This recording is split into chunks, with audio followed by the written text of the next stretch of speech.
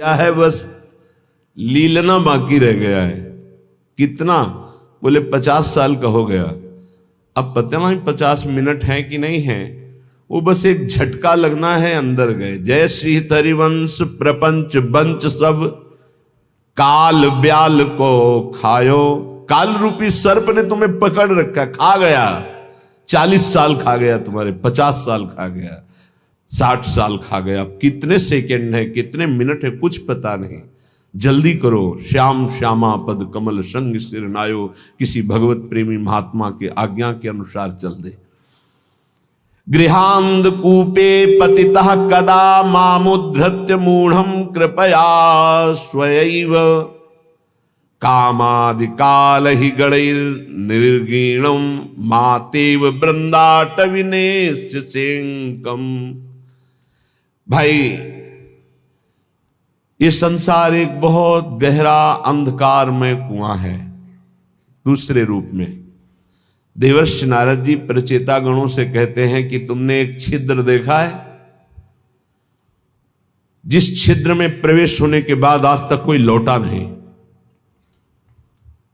उसी छिद्र में सारा संसार जा रहा है। माया अंधकार, इसमें जब से सृष्टि हुई तब से आज तक हम नहीं लौट पाए, अपने स्वरूप में नहीं आ पाए, अपने प्रभु के पास नहीं आ पाए।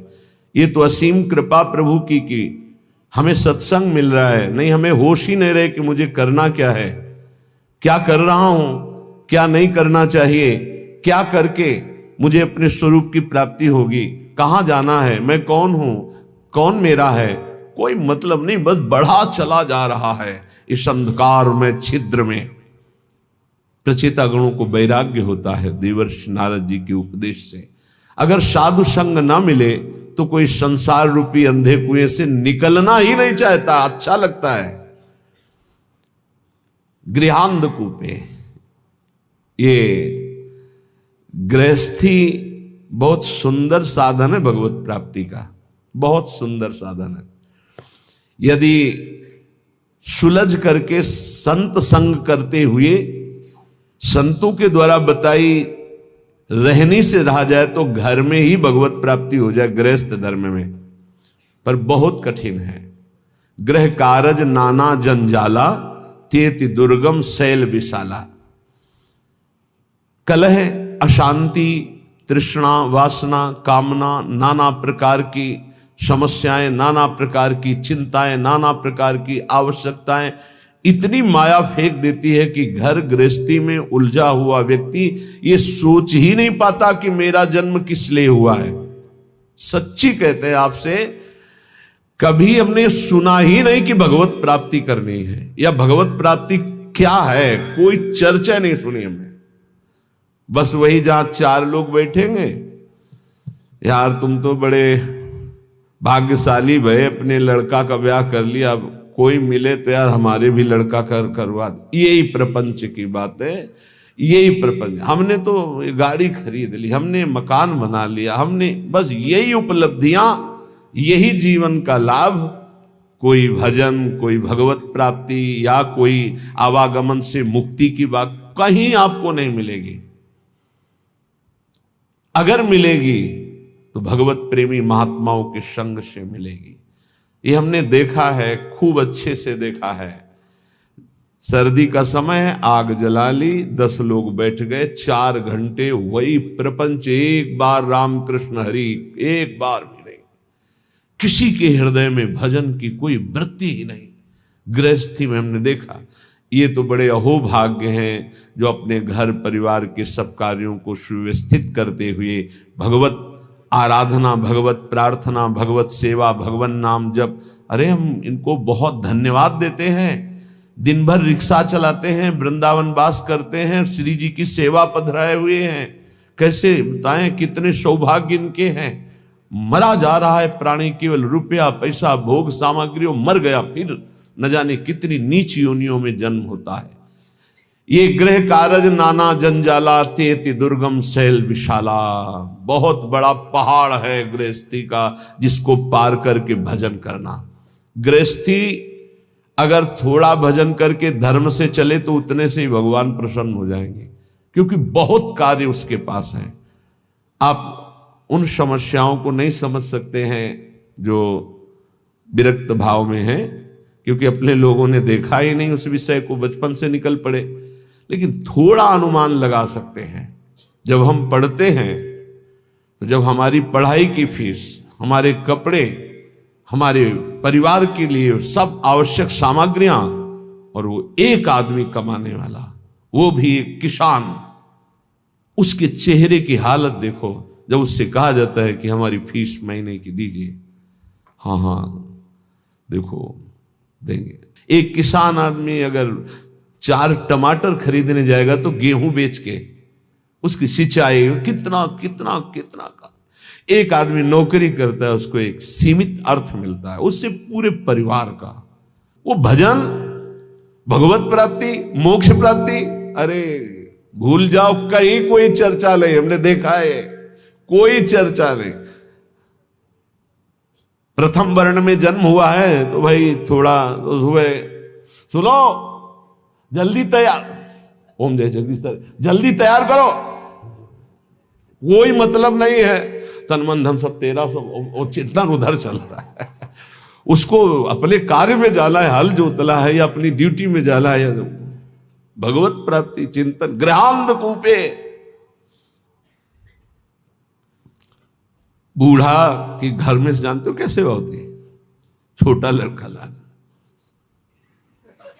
बस उसको डुलाते रहो, माला नहीं लेके बैठे लो। गीता भागवत सुनने का स्वभाव है नहीं है। बहुत बहुत बहुत धन्यवाद है जिनको गृहस्थी में रह के भजन करते हैं। यही शब्द श्री भगवान के हैं।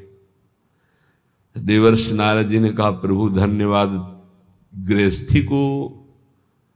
जब मन काम आया तो पत्नी है, मोह आया तो पुत्र है, भोजन की है तो रसोई है, हर व्यवस्था है प्रभु।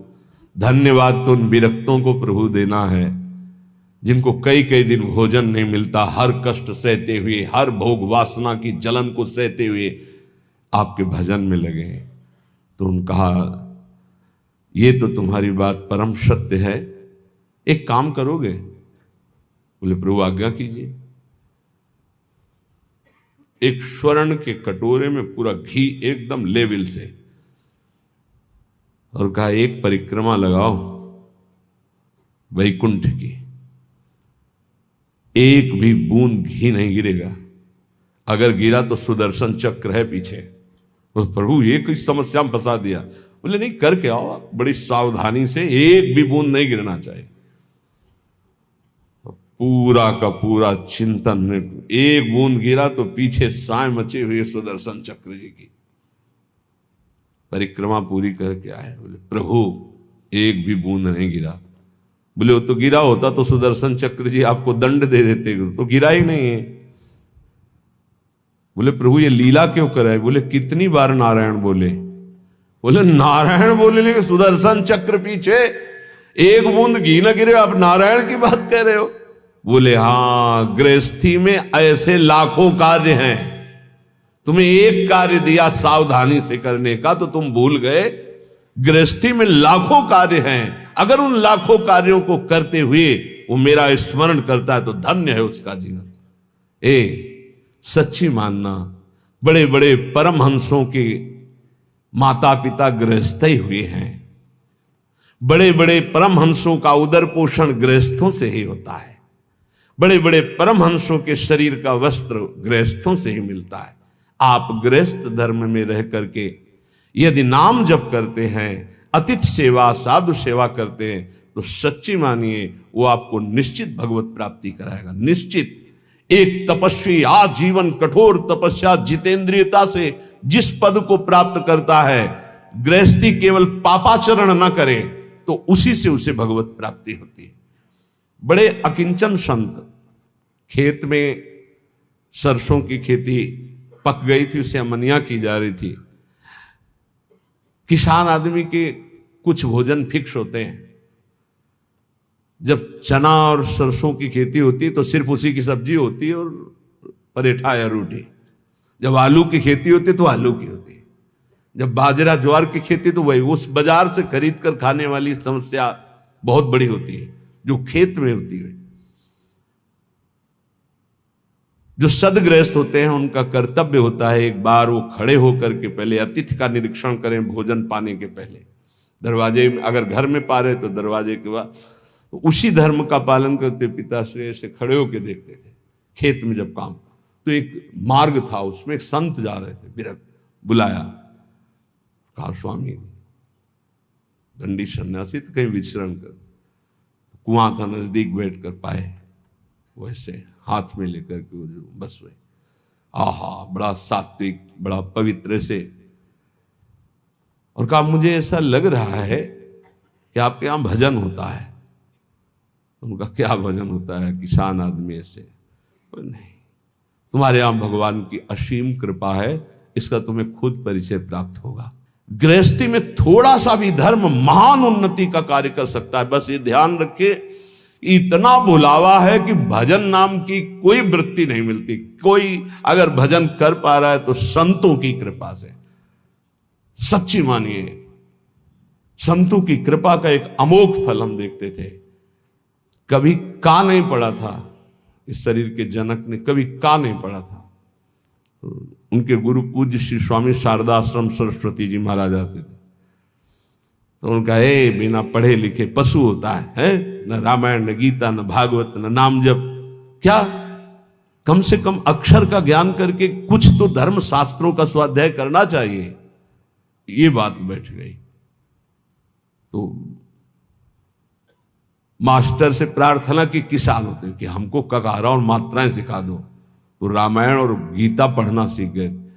हल जोतने जाते तो गीता रामायण गुरु की पादुका गंगा जल, ये पादुका का ऐसा चरणामृत उतारते और रामायण और गीता जी करते। चाहे दिन के 12 बज गए हो 4 बजे से, फिर ये करने के बाद जब प्रसाद तो भगवान नाम कीर्तन, खड़े होकर आसपास देखकर, थोड़ा सा धर्म भी महान भगवत प्राप्ति का हेतु कर देगा। ऐसी संतानें प्रकट होंगी जो तुम्हारी पीढ़ियों की पीढ़ियां उद्धार कर देंगी। गृहस्थी बहुत बड़ा धर्म है, बहुत बड़ा धर्म है, इससे बड़ा कोई धर्म नहीं। ये मत सोचो जैसे लोग कह देते ना, अरे हम तो गृहस्थ। गृहस्थ का मतलब समझते हो, हर धर्म का जनक, हर धर्म की उत्पत्ति उसी से होती है, हर धर्म की पुष्टता उसी से होती है, हर धर्म की व्यवस्था उसी से होती है। आप गृहस्थ धर्म को बहुत हल्के में ना ले, भगवान का अवतार भी गृहस्थ धर्म में ही हुआ है। दशरथ कौशल्या जी, नंद बाबा यशोदा मैया, देवकी वसुदेव जी, कश्यप अदिति जी, जहां भी देखो बड़े बड़े जो वीतराग अवधूत भगवान को वश में करने वाले प्रेमी महात्मा या साध्वी, वो सब गृहस्थ में हुई। यहां जो कह रहे गृहांध कूपे, गृह में ऐसे अंधे बन करके लगे हुए हैं कि ना नाम जप से मतलब ना धर्म से मतलब। बोले भागो इस अंधकार कुएं से, भागो और प्रकाश की तरफ। तमसो मां ज्योतिर्गमय, अंधकार से हटो, बार बार जन्म मरण के चक्र से हटो, प्रभु के धाम में चलो। हम सब प्रभु के हैं, भूल करके इस जन्म मृत्यु में चक्र में ऐसे फंस गए कि इस योनि में उद्धार नहीं कर पाए। तो 83,99,999 योनियां ऐसी हैं जिनसे आप मुक्त नहीं हो सकते। केवल एक मानव देह है जिससे मुक्त हो सकते हो। इसलिए कह रहे हैं, जन्मान्न संख्यानि गतानि में वृथा, व्यग्रात्मनो देह गृहादि के हया। एक आते थे नैमिषारण्य के संत भगवान, पूज्य श्री माता जी ऐसा वर्णन करके बताते थे। वो ऐसे रहते थे, कभी ऐसे नहीं करते।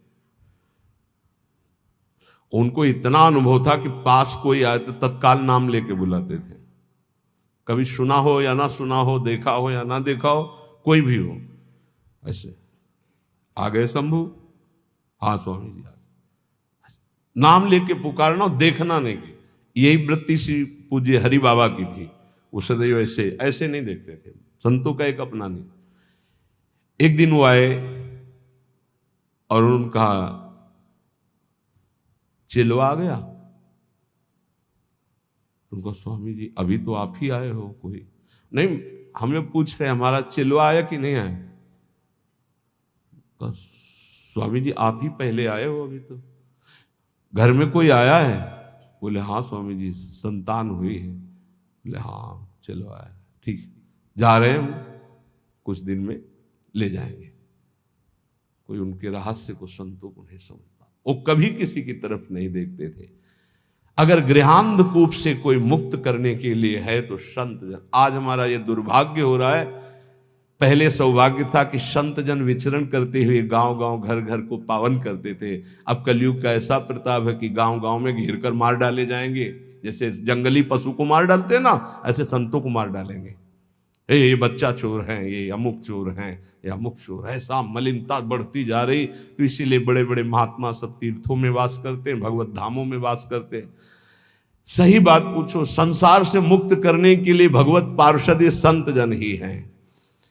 जन्मान्य कितने जन्म व्यतीत, असंख्यानि गिनती नहीं है, गतानि में वृथा व्यर्थ चले गए। बहुत बार जन्मे बहुत बार मरे, व्यग्रात्मनो देह गृहादि के हया। ऐसे ही मानता रहा हूं कि मेरी पत्नी, मेरे पुत्र, मेरा घर, मेरा मकान, फिर मरे, फिर वही, फिर वही। अद्यापि मुह्याम्यपि बुद्धिमान हम तवैव वृंदाटवी नाम में गति। आज थोड़ी बुद्धि जागृत है तो मेरी बात मान जाओ, भाग के आ जाओ वृंदावन। एक बार सत्संग सुन जाओ, एक बार बिहारी जी के दर्शन कर लो, एक बार यमुना रस रानी के समीप बैठकर नाम कीर्तन कर लो। ये किनके लिए कह रहे हैं? घर गृहस्थी में हो तो पैसा बढ़े, समय निकले तो विदेश घूमने की बात मन में मत लाओ। धर्म क्षेत्रों की यात्रा करो, भगवत क्षेत्रों की यात्रा करो, वहां संयम पूर्वक पुण्य अर्जन करो, नाम जप करो, तो तुम्हारा परम मंगल हो जाएगा। आज ऐसी बुद्धि खराब हो गई कि लाखों रुपया खर्चा करेंगे लेकिन ऐसी जगह देखेंगे जाके जहां बुद्धि और मलिन हो जाए। कहां जा रहे हैं? अमुक देश में जा रहे हैं। काहे के लिए? बोले नेत्र चराने के लिए जा रहे हैं। जैसे लोग बकरी चराने जाते थे, हम नेत्र चराने जाते हैं। हमें बताया गया कि बताया कि लाखों रुपए की टिकट लगाएंगे, लेकिन धाम में आकर के, तीर्थ में जाकर, संगम, काशी, कितने पावन पावन पुरिया हैं। 4 दिन का नाम कीर्तन बैठल हुआ अखंड, 1000, 2000, 4000 संतों को बैठ के पवा, उनकी जूठन पाओ, देखो निहाल हो जाओगे। अर्थ का प्रयोग करना भगवान के कृपा पात्रों को आता है। अर्थ का प्रयोग करना भगवान की कृपा पात्रों, शोधन धन्य प्रथम गति जाकी। भगवान के धामों में आकर नाम कीर्तन करो। हमारी बात मान लो, अगर कुछ भी अर्थ तुम्हारे पास ज्यादा है, 4 घंटे नाम कीर्तन बैठलवा दो। तुम नहीं कर सकते हो निरंतर नाम जप, तो ऐसे संयोग बैठा लो, भजन करने वालों को सुविधा दे दो। श्रीमद् भागवत समर्थ है परम पद प्रदान करने के लिए। 7 दिन संस्कृत से पाठ करवा लो बैठाल के। भगवान की महामहिम वांगमय मूर्ति श्रीमद् भागवत है, सारे पाप भस्म करके श्री कृष्ण की प्राप्ति कराने में समर्थ है, कोई संशय नहीं। ये लाभ लो। धाम आ गए, यहां के पशु पक्षियों को, मान लो ज्यादा पैसा नहीं, 2-4 किलो चना लिए फुला दिए, पशु पक्षियों को पवार है, गाय को एक दिन चारा पवा, ये धर्म कार्य करो। लाखों रुपया खर्च करके कहां जा रहे हो संसार को देखने के लिए? भारत जैसी पावन भूमि कहां है? यहां एक से एक ऐसे भजन की वृत्तियां प्रकट हो जाएं, ऐसे धर्म क्षेत्र, तीर्थ क्षेत्र, ऐसे भगवत धाम है।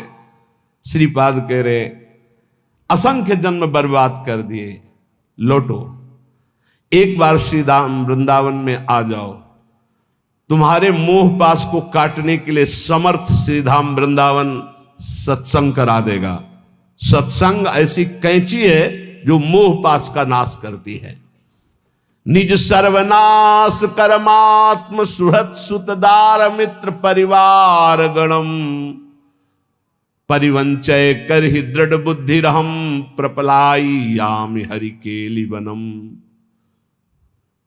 तुम समझ रहे हो कि हमारा यही कर्तव्य है कि इनका पालन पोषण करके खूब चाहे जितना पाप कर्म करें। तो श्रीपाद कह रहे निज सर्वनाश करो। अपने आत्म स्वरूप का सर्वनाश करने वाले, तेरी ये समझ में नहीं आ रहा कि तू जिस पाप कर्म से धन कमा रहा है तो ये तेरा सर्वनाश कर देगा। तू परिवार को अपना सुहृद समझ रहा है, निज जन समझ रहा है, उसके लिए पाप कर रहा है, ये तेरी दुर्गति कर देगा। मरने वाले की अंतिम इच्छा पूछी जाती है ना, क्या अंतिम इच्छा है? ये जो पुण्य का त्याग करके पाप कर्म करते हुए उन्नति को प्राप्त हो रहे हैं, इनकी अंतिम इच्छा पूरी की जा रही है। बहुत बुरी तरह नष्ट होंगे। ये वृंदावन में आप सत्संग में सुन रहे हैं, इसे दिमाग में बैठा लीजिए। पाप कर्म करने पर जो उन्नति प्राप्त होती है, तो जैसे फांसी देने वाले की अंतिम इच्छा पूरी की जाती है, ऐसे तुम्हारी अंतिम इच्छा है ये, भोग लो इसे। क्यों? तुम्हारे सुकृत अब सब नष्ट हो गए हैं। अब जो तुम्हारे पाप कर्म का फल आने वाला है, सर्वनाश का तांडव होगा। आंख खोल करके समाचारों में और संसार में देख लीजिए, कोई भी रहा न कोकुल रोवन हारा। इतिहास साक्षी पढ़ के देख लीजिए। प्रगट में वर्तमान समय में, भूतकाल में, तो भविष्य में भी ऐसा ही होगा। ये खूब देखी हुई बात, सुनी हुई बात, पढ़ी हुई बात, समझी हुई बात कह रहा है। पाप कर्म करने वाले की उन्नति का मतलब है अंतिम इच्छा। अब सर्वनाश का तांडव उसके जीवन में होने वाला है, बहुत बुरी तरह उसका सर्वनाश होता है। इसलिए निज सर्वनाश करो। अपना सर्वनाश करने वाले पाप कर्मों को करके स्त्री पुत्र परिवार आदि की कामनाओं को पूर्ण करने वाले तेरी दुर्गति होगी, तेरे परिवार की दुर्गति होगी। इस बात को समझ। धर्म पूर्वक चल तो गृहस्थ धर्म से ही भगवत प्राप्ति, सबका मंगल हो जाएगा। असंख्य जन्म व्यर्थ कर दिए, अब ये मानव जीवन तेरा व्यर्थ ना जाए। इसलिए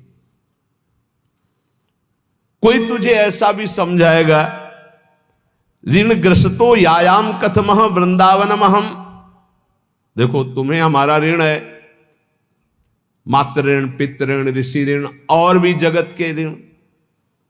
तुम कैसे वृंदावन जा सकते हो? कैसे तुम भजन कर सकते हो? कैसे तुम भगवान की आराधना कर सकते हो? नहीं। त्यजेयम व्या वृद्धावगति पितर उदार शिशुकान। देखो, तुम्हारे वृद्ध माता पिता हैं, इनको कैसे? देखो, तुम्हारे छोटे पुत्र हैं, इस पत्नी है, इनकी मदगत प्राण, ये तुम पर प्राण न्यौछावर किए, तुम माला लेकर बैठने वाली बात सोचते हो? नहीं नहीं। कथम मां मज्जीवान बत परिहरेयम निज जनान।